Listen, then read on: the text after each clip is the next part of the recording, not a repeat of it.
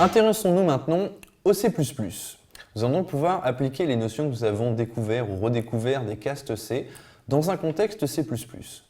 Alors, en guise d'introduction de cette vidéo, je veux donner un petit message à ceux d'entre vous qui maîtrisent déjà C++ et qui connaissent donc déjà les castes de C++. Dans ce code C++, je vais utiliser les castes C pour pouvoir continuer mon explication des vidéos précédentes, mais c'est bien évidemment juste pour l'exemple. À partir du moment où j'aurai présenté les castes C++ dans les prochaines vidéos, on n'utilisera bien entendu plus jamais la syntaxe de caste C dans un contexte C++. Donc ne vous alarmez pas, je maîtrise ce que je fais, je vous montre ici avec une syntaxe de caste C pour rester cohérent dans l'enchaînement de mes explications. Alors, sans plus attendre, penchons-nous sur la notion de cette vidéo, à savoir les notions d'upcast et de downcast en C++. Nous avons vu qu'il existait une action de cast qui est la réinterprétation et qui allait nous permettre de réinterpréter des adresses d'un type plus précis vers un type plus générique et inversement, ce qui pouvait parfois poser des problèmes. Souvenez-vous avec le void étoile, le int étoile et le float étoile de la vidéo précédente. Ici, dans le contexte de C++, nous allons introduire une nouvelle hiérarchie de types qui va être générée par l'existence des classes en C++ et des interactions qui sont possibles entre les adresses de ces classes. Ici, je vous propose dans cet exemple, pour commencer, une simple classe parent. Nous avons ensuite deux classes, child1 et child2, qui hériteront toutes les deux de la classe parent. Donc on voit que de par la notion d'héritage, on a naturellement une hiérarchie qui va s'instaurer au sein de nos classes. C'est-à-dire que la classe parent va être une version plus générique, moins spécialisée des classes child1 et child2. A l'inverse, la classe child1 et la classe child2 seront des versions plus précises, plus spécialisées de la classe parent. Alors, vous savez depuis la fin de la semaine dernière que les pointeurs sont compatibles entre une classe de base et une classe phi. Okay. Donc nous allons utiliser cette compatibilité de pointeurs pour mettre en lumière le comportement des adresses de classe dans le cas d'une réinterprétation. Et ces réinterprétations d'adresses de classe en C++ vont porter le nom de upcast et de downcast. Alors, voyons tout de suite un exemple concret. Je vous propose ici une instance de ma classe child1 qui nous servira de valeur de référence dans cet exemple. Nous savons donc que child1 héritant publiquement de parent, nous avons donc une compatibilité d'adresse.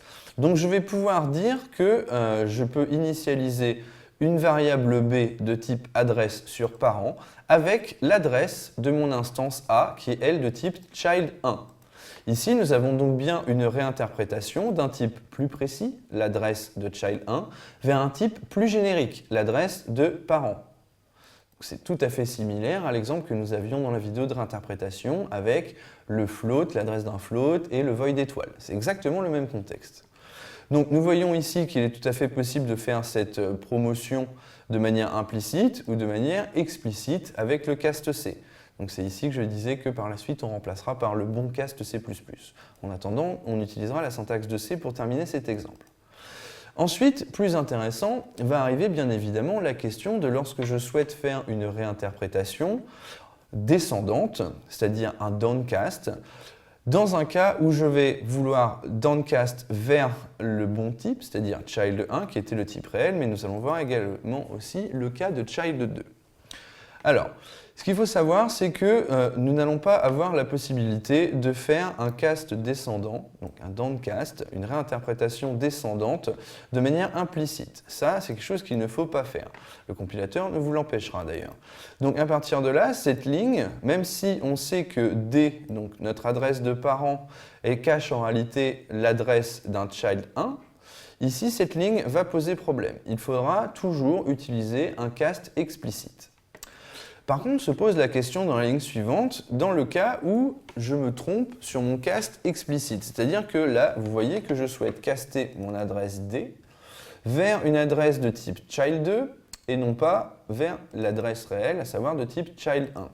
Et donc cette ligne, eh bien, elle pose un problème puisqu'elle va compiler. C'est-à-dire que le compilateur ne vous empêchera pas d'exécuter ce code. Par contre, à l'exécution, vous aurez des problèmes puisque rien ne nous dit que l'implémentation de la classe child1 est identique à celle de la classe child2. À part tous les contenus de base de la classe parente, les deux classes child1 et child2 peuvent être aussi différentes que vous pouvez l'imaginer. Ça aura donc des conséquences catastrophiques au runtime, à l'exécution. Alors, pour s'en convaincre, faisons un petit exemple. Hop. Il s'appelle main G++.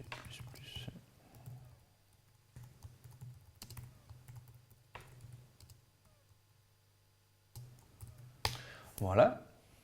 Donc, ici, on voit qu'on a une erreur de compilation comme prévu. Alors, attendez, je vais enlever les variables unused, comme ça on y verra bien plus clair. Voilà. Donc, ici, on voit que comme attendu, le downcast implicite, que je vous avais dit, ne pourra pas fonctionner. Le compilateur G++ interdit de faire des downcasts implicites.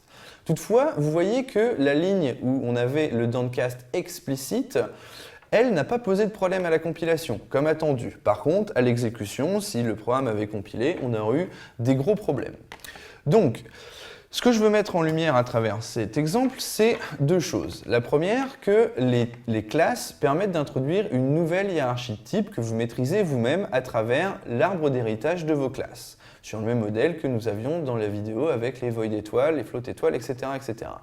La deuxième chose, ça va être que ici, le cast C nous pose problème puisque nous avons toujours la possibilité d'écrire quelque chose qui va compiler, mais qui ne s'exécutera pas correctement, à savoir ici réinterpréter en réalité un child 1 vers un child 2. Et ça ne fonctionnera pas. Nous allons voir dans les vidéos suivantes que C++ va nous proposer un ensemble de castes, une nouvelle syntaxe de caste qui va nous permettre de choisir un caste spécifique à chaque situation qui nous permettra parfois de corriger ce genre de problème et d'empêcher la compilation. Alors, je vous retrouve dans un instant pour la première de ces opérations cast de C++. À tout de suite.